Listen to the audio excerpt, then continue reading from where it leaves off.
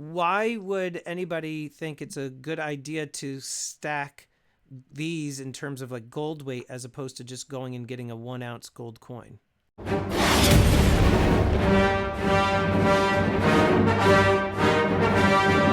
Everybody, thank you so much for tuning in. I am here for part 3 of my interview with Jeremy Corden, founder and president of Goldback. Jeremy, thanks so much for being here a third time. I appreciate you. All right, here we go. Yeah, thanks for having me. Why would anybody think it's a good idea to stack these in terms of like gold weight as opposed to just going and getting a 1 ounce gold coin? That's a really fair question. Because the average price of a Goldback, I mean, you're looking at paying $3,750 an ounce. Right. If you were to get the average price. Right. So you're paying about double. It really depends what your goal is. If your goal for buying gold is you want to buy 100 of these guys and you're using it to save for a house, and then you want to turn them into cash and buy that house, and you want really, really low spreads, you want a really great amount of gold exposure, 100% you should be buying coins. Right. If your goal for gold is, you say, wait, if you're going to make jewelry or you're going to make something out of your gold, you're going to get a lot more gold if you're buying eagles, or really if you're buying bars, because you might want to save that $20. Right. Right. But if your goal is to have gold and I'd say that's half of people aren't not jewelry, but they want to buy gold because their plan is to sell it. They want to sell their gold. They want to buy dollars, right? They want to buy dollars with their gold down the road because they have something they want to do that way. The other big reason why people buy gold, though, is they want to have it. And you talk to them, they say it's just in case. Well, just in case of what? Well, just in case it's raining cats and dogs and the Chinese army invades and an EMP blows up in our, you name it. So you're familiar. Ugly, right? Or really it could just be in case our currency fails, which happens all over the world all the time. So in that case, if you're paying about double for Goldbacks in terms of, the premium, which one do you think is going to be more useful? What do you want in your just in case I have to spend my gold scenario? Do you want one of these? Right. You can spend this one time. It's an $1,800 transaction. You better hope they can authenticate it, by the way, because there are counterfeits. Yeah, and make change. There have 100 right. of these. Right. This is $118 transactions. So which one do you think is going to be more useful? Which one do you think is going to go further? Right. Also, equal to this, in terms of price, you could get this. Look at that. This is 500 separate transactions. See, so, and it costs money to do this. Like, if you're going to have 500 uniquely serialized pieces of gold, you're not going to do that at spot. But even if it costed 10% instead of 100 to do these, the same people would say, no, you got to buy gold coin.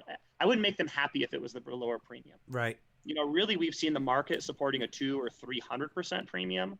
I think 100% is a bargain if you can find them. When Goldbacks came, because people will complain, they'll say, well, if I buy Goldbacks, I'm paying this big premium, and if I buy a gold coin, I'm not paying a big premium, so that's going to hurt me when gold prices go up. It's like I'm not getting my value as gold prices go up, right? Right. But I'll tell you this, and I kind of thought the same thing, honestly. I'm like, okay, yeah, you buy these if you're worried about the price going up. You're buying these if you're spending them. But what we've actually seen is in 2019, so it was like late 2019, a Goldback was $2. A Goldback was $2. And I want to say around the same time, I'd have to look to make sure this is like 1,200, something like that, around that time. Sounds about right. Okay. So these guys, the average price is $375. They've almost doubled in price. They've gone up 87.5% during that same time period. I want to say these guys have gone up like 50 or 60%, which means that anybody that has ever bought Goldbacks, in terms of gold price exposure, they haven't gotten hurt. There's no downside in terms of gold price exposure for buying Goldbacks versus gold coins. And that's usually a point that people make when they're deciding whether or not to buy just like a random gold bar from some private mint or a gold coin. People say, look, if you're looking to have lower pricing, then go with that private mint or what have you and just buy the random generic gold bar. But if you're looking to lock in and, have some of that premium on the back end, so if you do decide to go and sell it, there's that appreciation aspect to it. And that's why I always kind of go for coins, Right. Otherwise, everyone would just buy bars. Right. It's just whatever the cheapest thing is. But the fact is, if you had about 100% premium on Goldbacks when they were starting, or a slightly under 100% premium on Goldbacks when they were starting at $2, that same premium follows Goldbacks because that premium it takes the same amount of effort to make a Goldback later. Yeah. Right. So if the price of gold doubles, the price of the Goldback, all the evidence shows that it's going to double too. Makes total sense. That means it's not that bad of a thing to have in your stack. It all comes down to what is your goal. And what's your goal? And you see a lot of, and Jeremy, you're not arguing. Yeah, it totally makes more sense. If you're looking for weight, you're looking to have the smallest spread, then yeah, get one of these. But like you said, and that is one of the things that I don't really believe in, like the doom and gloom side of things, that the world is going to, end. But you do hear that a lot in the precious metals community. Well, maybe the world's not going to end. But what's inflation right now? Right. What is it, like 6.2%? Maybe 10%. Right. So it's like you don't have to have a world-ending scenario for Goldbacks to be worth it. Right. With 10% inflation, Goldbacks, if you're owning gold because you envision spending gold, you should really have Goldbacks in your stack. Right. If you're owning gold because you're immediately going to go back into cash at your local coin store at some point, maybe you do coins. Right. That's okay too. Personally, I own both. I have about half Goldbacks and half gold coins. Right. And there's a lot of people that, what I was making the point of, there's so many. I mean, if you look at the precious metals community here on YouTube, and I'm sure on all the different forums, You're going to see a lot of people talking about the importance of buying fractional gold as a way to, like your point, make sure that you have something smaller in which you can conduct transactions and not have to worry about using one of these. And that's why you see a lot of people talking about dimes for their silver and constitutional silver. And it's like the same point, like you're saying, like you can use this. It's got like a real intrinsic value with it. People would use this in everyday scenarios right now. They're accepting it right now. And it's a way for you to stack fractional gold. And like you said, you're not going to have to worry about breaking one of these. You could, just have a couple of these if you wanted to. You know what? I'll go to a restaurant and I'll tip with one of these things. I'll talk to the waiter first. I'll say, hey, I'm going to give you a piece of gold. And they, what? Really? A piece of gold? Yeah, I'm going to give you a piece of gold. This is worth, almost $4. Right. And, unlike everything else in your wallet, this will still be valuable later.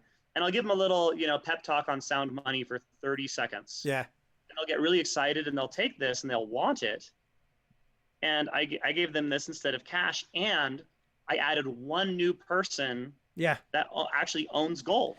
I expanded the gold market every time I do that. And that's something that you can do, in any state. And it's smart that you're doing that, because that person is going to then go walk to the back and show other people, look what I just got from this guy. And they're going to say, well, what is that? You'll have every employee crouched over looking at this thing because they're cool. Yeah. I'll make this argument to you.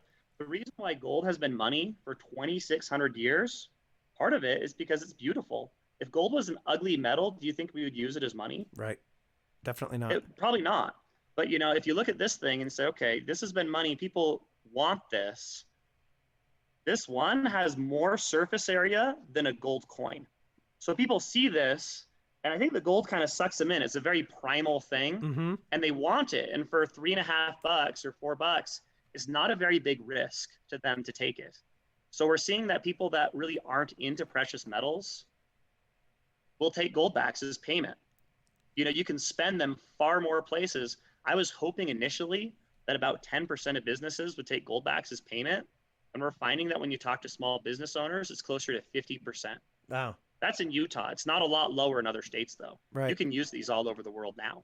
Well, I actually did this last weekend. I had dinner with my brother and sister-in-law, and was showing my brother-in-law the Goldbacks, and he was like, oh, that's really cool, because I've been on him forever talking to him about Sure. buying gold. And he's like, where do I get those? I was like, I'll give you one of them. And then I was telling him about the website. And then I went over to a friend's house later that evening for a beverage. And, every once in a while I'll bring him something from my channel. And I've been telling him forever to buy gold. So I'm like, all right, I'm going to give him one of these. Sure. He's like, what is that? So it was just a really cool like gift idea to give him and to finally get him to get into gold.